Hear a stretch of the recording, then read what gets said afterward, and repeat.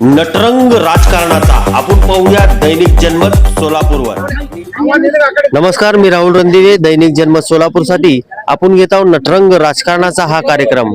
ह्या कार्यक्रमामध्ये प्रभाग 1 मध्ये जे इच्छुक आहेत उमेदवार त्यांच्या संगत आपण संवाद साधणार आहे आणि येणाऱ्या निवडणुकीमध्ये प्रभाग 1 ची रणनीती कशी असणार आहे, धनुष्यबाणाची आपण त्यांच्याकडनं विचारणार आहे। आपल्या बरोबर संजय सरवदे साहेब आपल्या बरोबर आहेत, त्यांची रणनीती कशी असणार आहे ते विचारणार आहे। मला सांगा साहेब, प्रभाग 1 ची रणनीती कशी असणार आहे तुमची? गेले 15-20 वर्ष मी त्या प्रभागामध्ये काम करतोय।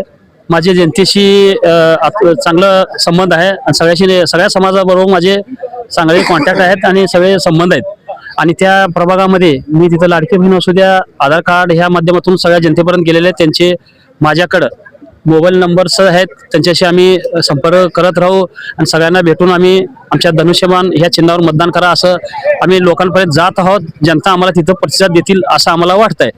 मला सांगा साहेब, जोशी समाज म्हणजे भानकोरा,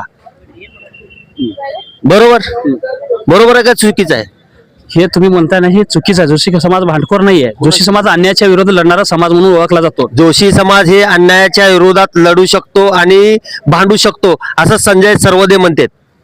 अगदी बरोबर आहे, कारण छत्रपती शिवाजी महाराजांच्या टायमाला पण आमचा समाज आणि शिवाजी महाराजांकडून होता आणि अन्यायाविरोधात लढत होता। हे लोकांना एक कुणीतरी असे गैरसमज पसरवलेला आहे। कारण आमच्या समाजामध्ये पैलवानकी म्हणा, व्यापार म्हणा, गरीब जनता आमच्यामध्ये आमचा का समाज असा गुंड, एक तर गुण आमच्या समाजामध्ये दाखवा कोण असं सोलापुरामध्ये एक गुण दाखवा आणि ज्यांच्यावर एमपीडी झाली, हे झाली आणि कारवाई झाली। परंतु ह्याच्या अपवाद मी आमच्या प्रभागामध्ये मी जर जोशी समाज असलो तर माझा सगळ्या समाजासोबत संबंध आहे, जिव्हाळी संबंध आहेत। सर्व समाज मला बोलवतोय, कार्यक्रमाला बोलवतोय, सगळ्या त्यांच्या सुखादुखात बोलवत आहे। कशासाठी बोलवत असेल? कारण माझे संबंध आहेत, त्यांना मी आवडलेला असेल, माझे विचार त्यांना आवडतील, त्यासाठी जर सर्व समाज बांधव, मुस्लिम असू द्या, कोळी समाज असू द्या, धनगर समाज असू द्या, 18 पगड समाज इथं राहतोय। त्या 18 पगड समाजामध्ये मी जोशी समाजाकडून उमेदवार आहे, कारण मला विश्वास आहे त्या सगळ्या समाजावर की ते मला मतदान करतील। आमच्या मला सांगा साहेब, लाडकी बहीण योजना किती महिलांचे तुम्ही फॉर्म भरून घेतले? लाडके बहीण सोलापुरामध्ये पहिलं शिबिर अमोल बापू, आमचे जिल्हा प्रमुख शिवसेनेचे अमोल बापू शिंदे यांचं पहिलं शिबिर आणि दुसरं सोलापुरामधले लाडके बहिणीचं शिबिर जर कुठं झालं असेल ते फक्त आमच्या प्रभाग क्रमांक 1 मध्ये झाले।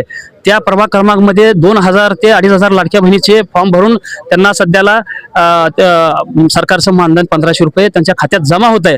त्याच्याच त्यांनी विचार करून आम्हाला मतदान करतील, लाडक्या बहिणीच प्रभागामध्ये आमच्या पॅनलला विजय करतील आणि समोरच्या पॅनलला झोपतील असं आम्हाला 100% माहिती आहे। आणि परवाची जर नगर परिषद बघितलं तुम्ही, हे म्हणले की लाडक्या बहिणी येणाऱ्या निवडणुकीमध्ये आम्हाला मतदान करतील असं हे सांगत आहेत। आपण ह्यांच्याकडे जाणार आहोत। मला सांगा साहेब, तुमच्या प्रभागामध्ये वडर समाजाचा, फक्त वडर समाजाचा वोट किती आहे?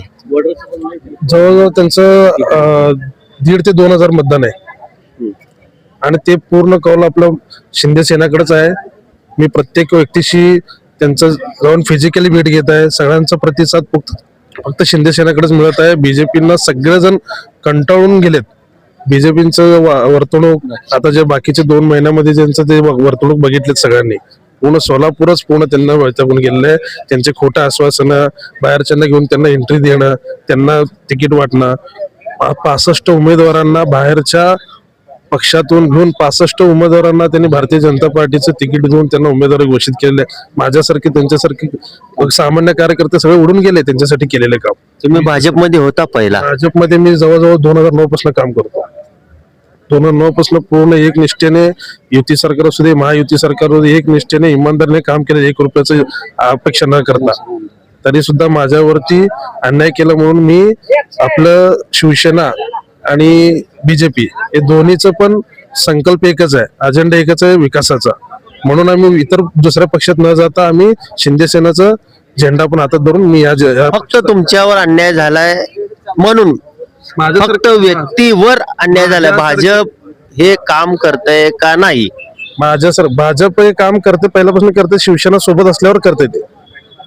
शेवटी शिवसेना सोबत असल्यावरच भाजप काम करतंय असं यांचं म्हणणं आहे। नाहीतर नाही। लाडकी बहीण योजना कोण आणल्या? त्याच्या अगोदर 2014 ला बीजेपी सरकार आली, 2014ला देवेंद्र फडणवीस मुख्यमंत्री झाले तेव्हा सुचली नाही त्यांना लाडकी बहीण.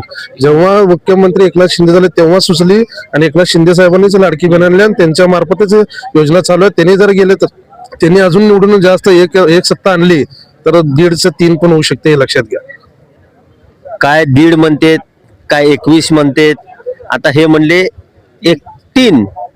येणाऱ्या निवडणुकीमध्ये प्रभाग 1 मध्ये लाडक्या बहिणी ह्या भावंडांना काय करणार ते आपण बघूया. मी राहुल रणदिवे, चंदन बोलू, सोलापूर न्यूज.